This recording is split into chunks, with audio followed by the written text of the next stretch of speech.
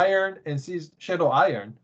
So if I can get optic ready on it, I can have 5 gun review, or not review, like more of a comparison. Hey, this gun is awesome for carry optics. This one has some issues. Are you going to find a way to spin it to like Walther being the correct gun? That could be a part of it, but we'll have to score them. Kim, he's recording. Kim, watch what you say. Oh, okay. Oh, I didn't know that. I actually didn't know that. Well, you're welcome, Matt. Thank you. I was trying to find a topic. No, we look, this is going to be like most podcasts. Like, we don't really have much to talk about, so we're just going to talk shit and take questions. That's what we like to do. Because what's the reality? Like, shooting season's in full swing. Joel. All right, wait, hold on. Welcome to Practical Shooting After Dark. The same crew of dumbasses you're used to. Joel, Wanzik, Matt, and Ben. Yes, we're all here to talk about shooting. Everybody knows the deal. Now, let's talk about what I want to talk about. Joel, how many days a week are you shooting now on average? Matches, practice, everything. 3. Teaching? Right now, not as much because I'm too busy training. All right, Mr. Kim, how many days a week are you on a range? 5. All right, Mr. Hopkins, how many days a week are you on a range? 6. All right, same for me. I'm on the range 6 days a week, and we got nothing to talk about. Is that the story? I have one. All bored? We got stuff to talk about. I mean, we do, but it's like, what did you do today in shooting, Ben? Like, well, I went out and I shot a drill that was miserable. Crisscross? I was shooting crisscross at 10 yards, 15 yards, 20 yards with iron sights. Yeah. 20 with that tux target? Yes, Joel. 20 yards with the tux target. Excellent. I like it. Sounds like a kick in the balls. It was. That's exactly what it felt that way, but it was emotional. It was like it hurt my feels. Like, man. Anyway, yeah, so whatever. All right, who's got a topic ready to go? I have one. Go ahead, Mr. Kim. Yes. So, basically reviewing a lot of videos recently, and I found some common mistake. So basically what it is when you shoot matches, people sometimes overcomplicate things or make things unnecessarily tougher than it should be. So I want to introduce a couple of just common things that people should not do. So this, by the way, has to be part of walkthrough. Like in the walkthrough, you have to spot and notice, hey, I'm making this difficult because I'm doing this. So the first thing will be leaning. There are cases people are leaning unnecessarily, which changes your shoulder angle, and of course you can be unbalanced, not as stable. So your recoil management can be sideways, and you're trying to target transition with shoulder crooked, then even if you're transitioning target to target straight left to right, your shoulder angle, now arm is not technically moving straight left to right in that kind of sense. So especially when you enter a position where there's wall and a target outside of the wall, and you're going unnecessarily too shallow and end up leaning out and shoot a couple targets like that, they can be very dangerous, especially if there's a no-shoot target. Like I said, the recoil may not be straight up and down as predictable. Then it is pretty typical to see hitting a penalty target like that or missing steel like that, unnecessary lean in the case. And then another case is body square. So if there's a multiple targets in an array and wide enough so that you have to, move your upper body left to right kind of thing, and maybe like a step or two in between positions. In that case, I recommend positioning your body squarely to the target. That's the most difficult. So if there's like a 20-yard mini popper, and then there's a couple close shots, I sometimes see people shoot very squared up to that close shots, and then when they transition to 20-yard mini popper, now their upper body is broken and upper body twisted basically. So your one arm could be strained a little bit in that kind of case. So trying to square to a most difficult target in transition array can help you to shoot that shot a little bit more accurately. And then another case is deciding when to actually come to a position and stop very quickly and shoot after complete stop versus you want to come in and shoot as you're coming in, kind of like shooting on the move, or when you come into position, your body is dragging into position, and decide if you're going to completely stop, then shoot, or you're going to shoot whenever the guns are on the target. So that's one decision to make. So some people I'm seeing by default, they're going to come into position very smoothly, but the speed of stop was very slow. So what I mean is their foot came into the final position. However, their upper bodies keep leaning into the position without completely stabilizing the upper body fast. Especially at a case where the target and the movement direction is lateral to each other, then if your upper bodies keep dragging when you come into position, you have to track it back to the target. The gun and the body is moving laterally to the target. So basically, in that sense, there's a tracking component. So if you eliminate any tracking component, that's going to be the best scenario. So for example, you decide to come in position very smoothly, but stopped very late. However, your first shot was firing in between that motion of settling in, then second shot can be sideways off from the center. Mr. Kim, unless you track it correct. Yeah. Mr. Kim, can I break in here and talk about the theme of what you're talking about instead of all the particular scenarios? All right. So if we break shooting into two pieces, two parts, there's reactive shooting and there's predictive shooting. So reactive shooting is reacting to inputs like visually, you're seeing your sight and you're reacting to what you're seeing. But that is slow because that's relying on your human reaction time, right? Predictive shooting is where we understand how the gun's tracking and recoil and what's going to be happening. So like say we'll practice doing doubles at different ranges, right? But we'll be square to the targets, generally speaking. We're square up to the target and we know the distance and we know all the circumstance and everything. And we'll be practicing, just this piece of it, doing the recoil control at 10 yards or 15 yards or whatever, right? So that we get a really good predictive ability. We know how the gun's going to track. We know how it's going to behave so that I know that if I'm standing square to the target, I transition my gun into the center of it.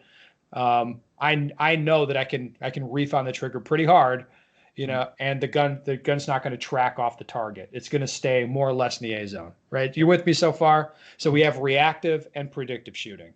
And what you're pointing out is that you have people try to do predictive shooting, or they're just shooting based on what they think they can do, because they'll do static practice, standing there facing targets and shooting them aggressively, shooting quickly, but then they'll get into different circumstances. So they're leaning, they're coming into position and stopping, they're doing all this different shit, and they're trying to do predictive shooting, and it's not working for them because what they need to be doing is reacting to what they're seeing as opposed to be trying to think they know exactly how the gun's going to track and recoil when they're leaning around a thing, shooting at a 13.5-yard partial or whatever, because they've not trained in that exact circumstance. Does that sound like a good way to kind of tie it together? Yes, very good explanation. Good. Yeah. That's what I'm here for. Mm-hmm. So I see some shooters, they are awesome. Like when they shoot stationary shooting, they can hit very high percentage alpha very fast. But then when they actually shoot matches, their points just suddenly drops a ton. And movement and that eliminating that tracking component or making predictive shooting, that can be possible actually. Using movement skills to match that predictive skill is very important. So try to work on stabilizing your body very fast. So whenever you're shooting, especially lateral position entry, you don't have that dragging and then end up having the second shot or the first shot off-centered. Make sense? Yeah, it does. Yeah. No, I like then it. Then it's going to be way easier. Yeah. Yes, people need to practice all that goofy stuff also. Where like, somebody like you get to a stage it's like toes touching, and they're like, "Oh, I'm used to having my feet shoulder width apart when I draw the gun." Like you should start like looking at those stages. All those little goofy things should be getting tied into dry fire and training also. Well, all right. Yep. Well done, sir. I like it. All right, Joel, you want me to talk about switching guns because I do that so much. I do. All right. And So what would you like not me to talk about? Switching from a carry optics gun to a production gun? not somebody that just like spins the wheel of fortune and it's like, oh, today's limited day. But like, okay, you been put on the spot. You trained hard with a carry optics gun for a while. That was I trained normal. I just didn't. I was like, I'm just not going to shoot anything else for like 2 weeks. still you put effort into it. You're training with that specific gun. Sure. Then you put that down. And you're switching back to a stock 2. So Yes. what's the process like? I mean, I'm guessing it starts with dry training. Obviously, for you, it's easier to do. But what is your first couple trips in the like dry training? Your first couple trips in the range? How does that all work? Well, so I should say this. What was good? It was good for me to not shoot my stock 2 extremes for a while. It's just to step away from them and then come back again, because it kind of gave me a real different view of those guns and the equipment setup and everything. So I ended up changing my holster position, like quite dramatically. I moved the gun up, like 2 screw holes on the boss mount. For your stock 2, you moved it? Yeah. So I moved the gun up. I changed the angle of it slightly. Yeah, like so it ended up being a good thing, because I when I go back to it, it's like, hey, I started doing dry fire and I want the gun to come into my hand naturally. I want the magazines to be going into the gun naturally. I want the belt rig, like all of that setup has to work with me. Mm-hmm. You know what I mean? I'm not big on trying to fight with it. I just want it to be very natural, like go with where my hands naturally want to go. The magazines will be there, the gun will be there. So I started dry firing. Like, yep, great. I want to change this equipment setup. And then the main challenge switching from an optic to irons is then starting to wait for confirmation on the iron sights when the shots demand it, which you don't do as much of that with dots, obviously. So if you're shooting higher risk targets with a dot, it's just way faster, because there's no focal depth changes. There's, you're seeing the sight the whole time in recoil. Where with an iron sight, obviously it'll kind of blur and fly away and then come back. So just make it, like when I was doing live fire, then I was making sure that I was doing drills that focused on what I was having a problem with. If that makes sense. I'm guessing it felt slow then, or did it feel slow when you were shooting irons then? Because you've been sending it so hard with the dot, or no? Yeah, I guess it was just like, oh, I have to, make sure I'm seeing my sights again and all of that stuff. So yeah, subjectively it felt slow, but the timer said, no, it's not slow. And then I had to get used to, again, getting back on a metal gun as opposed to a plastic one, which there's advantages and disadvantages. No, sure. Yeah, I get it. The interesting part, I think, is just the switch. So obviously the time that you're going to be comfortable with is going to vary from shooter to shooter. But is there any other, like, what does your dry training look like? Anything, like, does gun handling, you think, like the first place to look at, or? Yeah, absolutely. So I think people will waste a lot of time switching guns, just trying to go to the range and shoot the other gun. It's not really about that. The first thing you want to do is make sure that you're drawing it and it's coming up into your hands the same way every time. And you kind of build an index with that gun and you build a grip with that gun. It doesn't have to be perfect. Just it has to be the same every time. Mm-hmm. And then from that place, then you can actually go shoot it and really evaluate what's going on. I mean, it's sort of pointless to do any sort of evaluation when you're not consistent with how you're gripping the gun and indexing it. It's a waste of time. I can see that. Yeah. Switching, I mean, I think switching the other way, going from production to carry optics, then you'd be doing a lot more dynamic shooting and a lot more aggressive shooting at range to get yourself used to what the different capabilities are with the gun. If that makes sense. Yeah, that's what I'd be recommending. My little carry optics experiment. Yeah, I had a Glock with a dot and an iron-sighted Glock. It was the same deal. I was like, oh, I could really send it harder with this gun.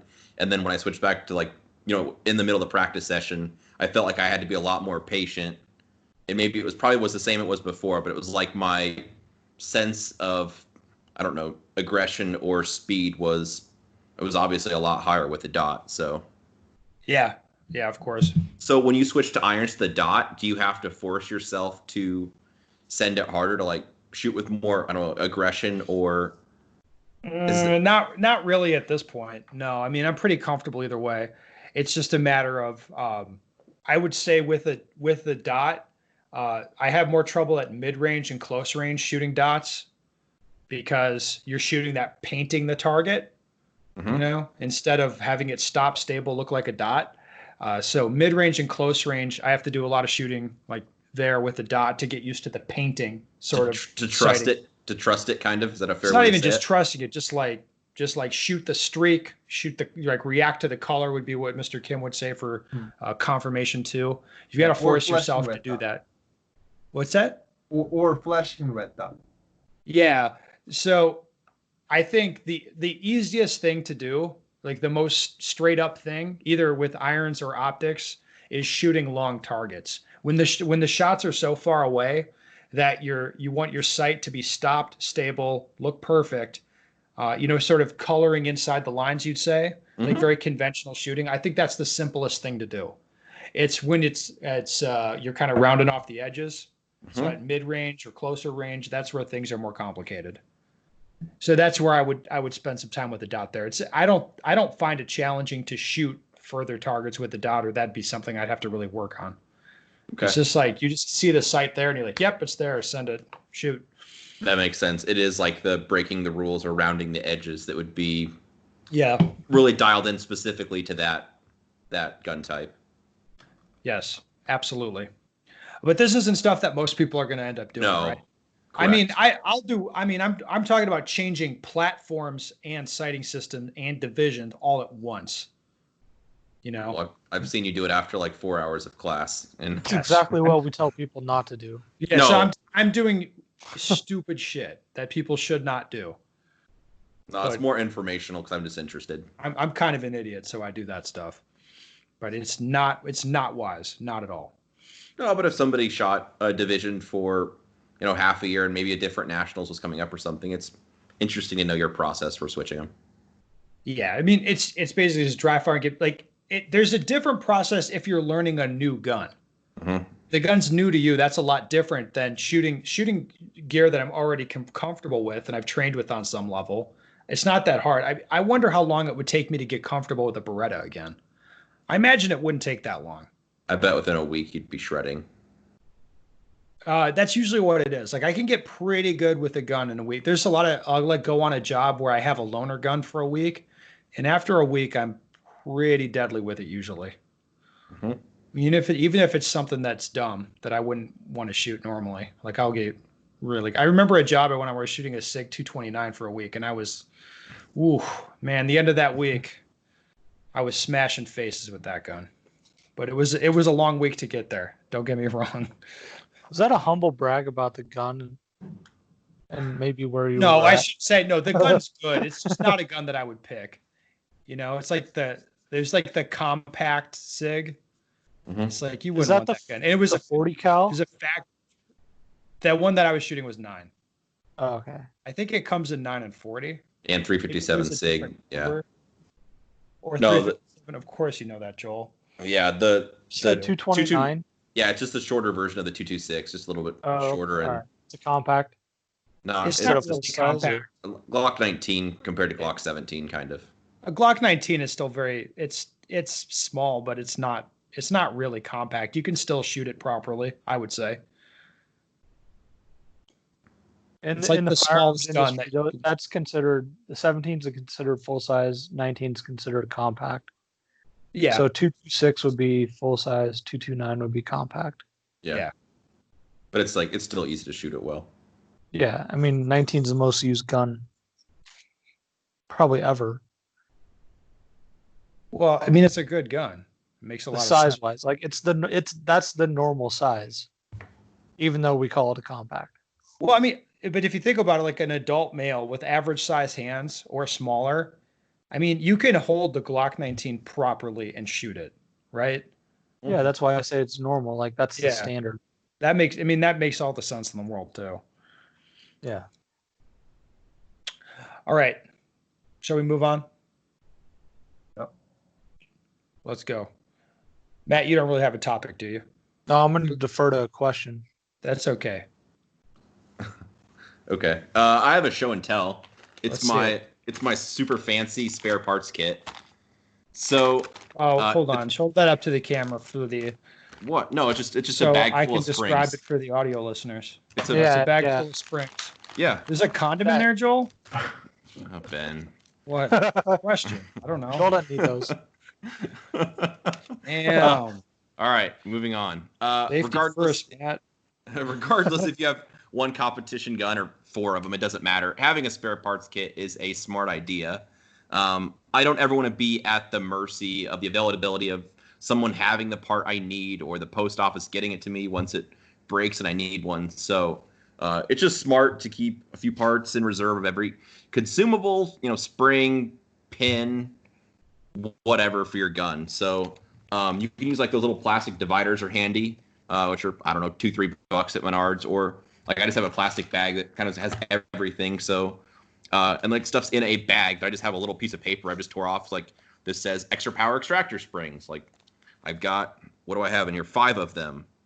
Here's stock TRS.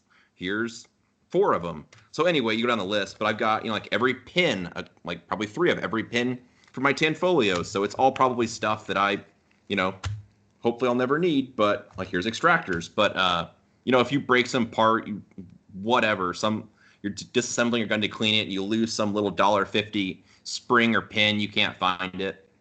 You don't want to be in a shape to not have that stuff. And then you look online and nobody has it in stock, or they haven't had it, or they expect more next week, or, dog ate my homework, whatever. So it's just smart. Like to respring a Tanfo is, I don't know the exact, probably $20, like to respring the whole gun. So just to have a couple of everything, like I always have 2 extractors on hand.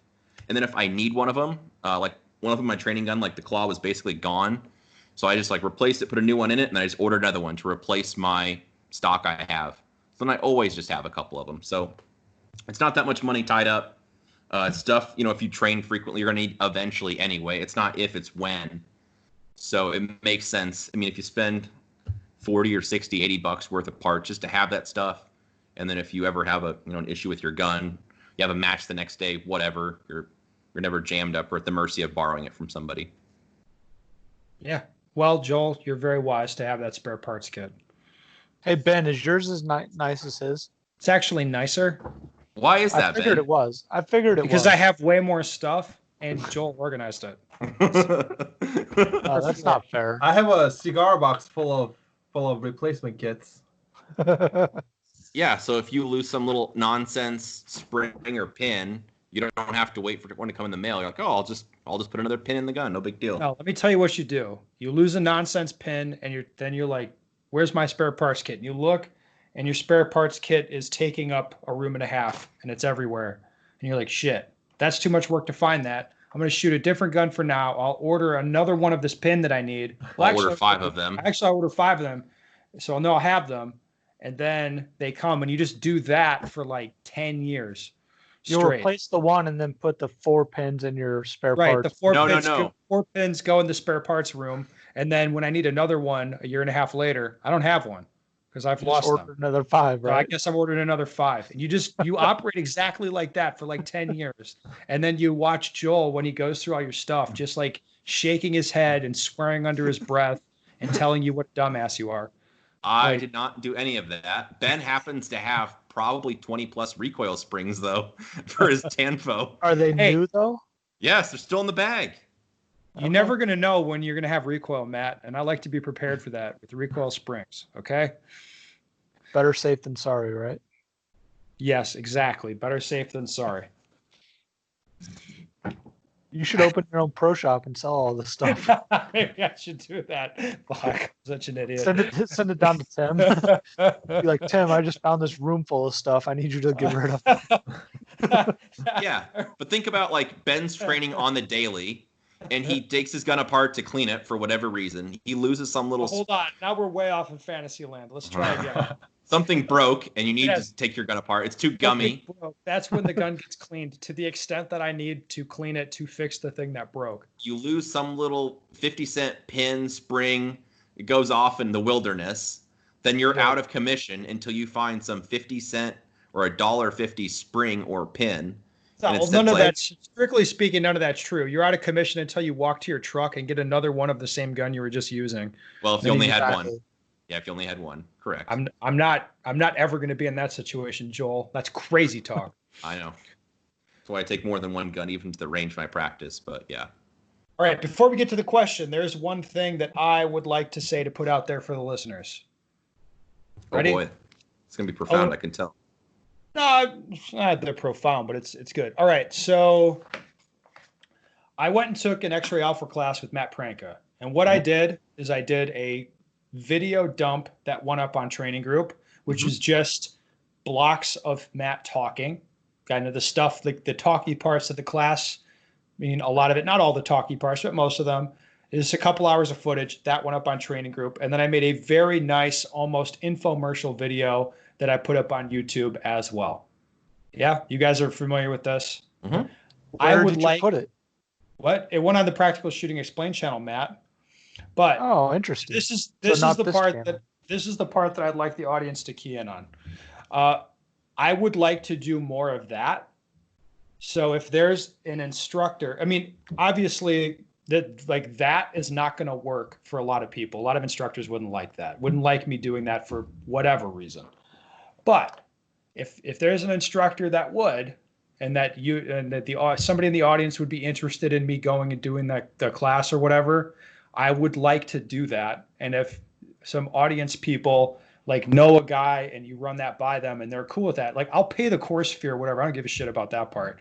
I will do a nice infomercial or a nice video for the instructor and then some informational parts up on Training Group. I think it's a win for everybody. I'd like to do more of it. I just need to find relevant sorts of classes to go to.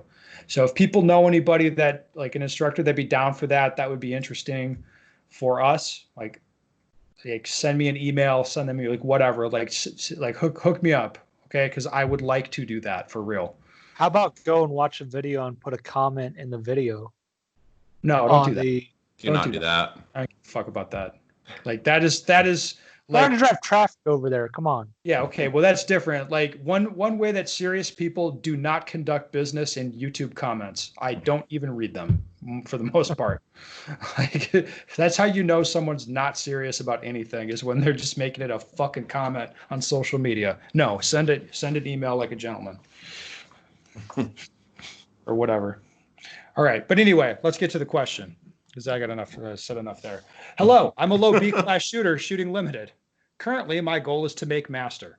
What type of training would benefit me the most in live and dry fire? Should I push for speed until I reach my goal? Thanks in advance. So I read this question. I'm like, huh. All right. Here's my reply to him. With the amount of information you provided, I can't see anyone providing you a constructive answer. Fair enough, guys? Okay. It's too vague, right? Yeah. So his follow-up. I guess my question is to level up shooting major. Should I push speed or try to balance it with accuracy? I know I can't afford deltas or mics, but can I Alpha Charlie my way to masterclass? And now we have a question we can work with, guys. What do you say? Have any of you made master shooting major? I have not. I haven't either. I'm a limited master. Okay, Juanse, keep Minor, answering. though. Oh no, I shot the classifier nationals in limited with the not working gun, but classifier stages the gun seemed to work. So Wait, no, I made GM in limited. I forgot about that. Aha, Yes. I can answer this intelligently. You can Alpha Charlie your way to master class, baby. I'd actually say you're gonna have a way easier time Alpha Charlie your way to it. yes, but at the match one classifier I had a delta on that stage, and that score was still like 94%, 93% Yeah. with a delta. So yeah, why not in major? Yeah, it appears to me the scoring is set up in a way that it encourages you to shoot C's at the. I don't even think deltas are that bad. I don't think deltas are that bad shooting limited. The problem with deltas is that they're almost mics. Yeah. And if you're shooting a lot of deltas, you're going to get some mics, which is bad, real bad. But deltas in and of themselves aren't so bad, in my estimation, anyway. So yes, push for speed. Yeah, you should totally do that. All right. Well, guys, another bang up podcast, huh? Indeed, it was. Fuckers. All right, listeners, if you have a question or you've got a class for me to go take, I'll tell you what, I want to go do a Brandon Wright class. That's really what I want to do. Who else? Who else would you send me to, Matt? James Jaeger. Oh yeah, that would. But he'd never let that shit go on training group. But that would be fun. What about you, Joel? Right? Well, You Yeah, can't gotta say say- gun sight. I have a name already came to mind, but I'll discuss it with you after you're done recording. Oh, it's a sensitive name, huh? No. Oh, we're gonna send you to a class.